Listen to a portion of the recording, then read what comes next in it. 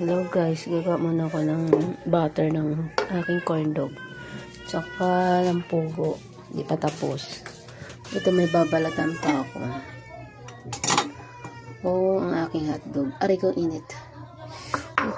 Tsaka yung pugo na aking nilaga at yung kasi guys, may natira na pugo. So, kailangan ganituhin yung natirang pugo. Okay pa naman siya, diba?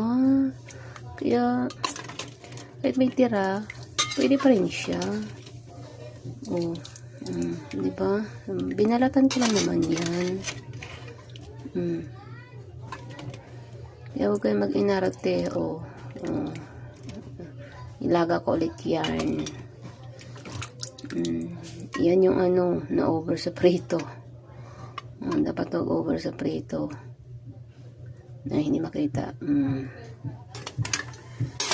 Yung aking almusal mamaya. Pero alas 9 na. Palamigin ko muna yan guys. Mga 200 yan. Tapos yung natira is mga siguro 70. Aray ko po, may tira.